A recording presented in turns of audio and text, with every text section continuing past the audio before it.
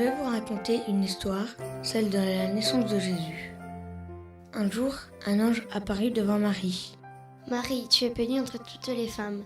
N'aie crainte, Marie, entends la bonne nouvelle. Tu vas être mère et porter un fils. Il portera le nom de Jésus. Il sera connu comme le Fils du Tout-Puissant. Le Saint-Esprit descendra sur toi, et la puissance du Très-Haut te couvrira de son ombre. Je suis l'humble servante de notre Seigneur. Que tout ce que tu as dit puisse s'accomplir en moi. Il faut que j'avertisse Joseph. Il finira par s'en rendre compte. Mais comment lui annoncer une chose aussi inattendue ? Elle discuta avec Joseph pour lui annoncer la grande nouvelle. Vous pouvez imaginer le choc de Joseph. Marie aurait aimé lui dire des tas de choses, mais elle avait la langue collée au palais. Joseph s'éloigna pour réfléchir. Joseph ne le savait pas encore, mais il était mis à l'épreuve. Il se demandait pourquoi Marie lui avait fait ça. Durant la nuit, il fit un rêve où l'ange lui expliqua. Joseph, ne crains pas de prendre Marie pour épouse. L'enfant qu'elle porte en elle a été conçu par le Saint-Esprit. Tu appelleras le fils qu'elle attend, Jésus, ce qui veut dire le Sauveur, car il sauvera son peuple du péché. À son réveil, il se souvint que c'est ce qui avait été annoncé par le prophète. Il courut rejoindre Marie et lui demanda pardon d'avoir douté. Marie et Joseph avaient triomphé des épreuves. Finalement, ils se marièrent et Joseph installa Marie sous son toit. Presque au même moment, à Rome, César Augustus ordonna qu'on fasse un décompte de la population pour être sûr que toute la population était bien soumise à l'impôt.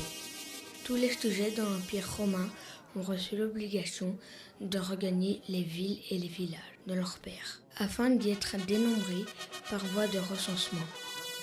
Des millions de gens allaient avoir bien du mal avec ce recensement.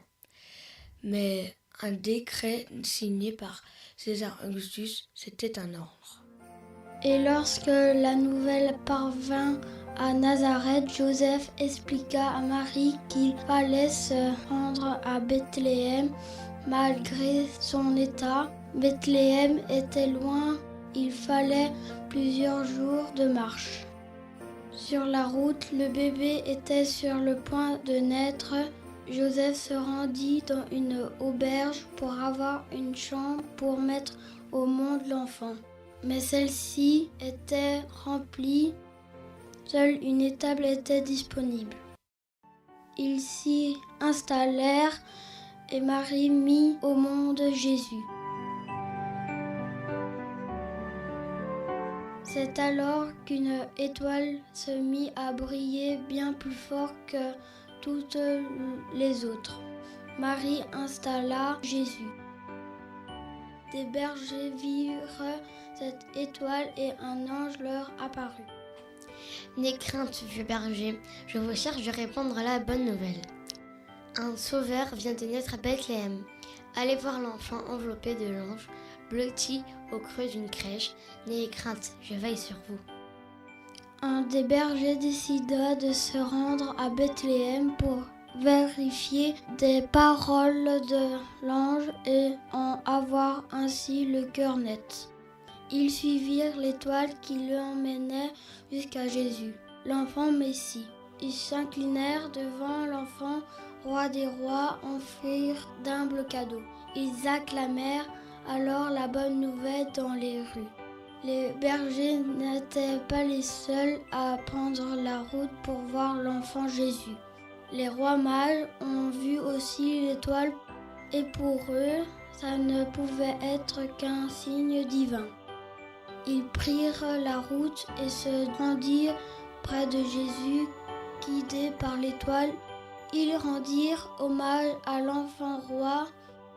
Ils trouvèrent inattendu de trouver un tel enfant dans une étable, mais où le Fils de l'homme aurait pu venir au monde si ce n'était un lieu d'une telle humilité. Les trois rois mages apportaient chacun des présents dignes d'un roi. Melchior lui offrit l'or, Gaspard l'encens et Balthazar la myrrhe. Et c'est ainsi que Jésus passa les premiers jours de sa vie.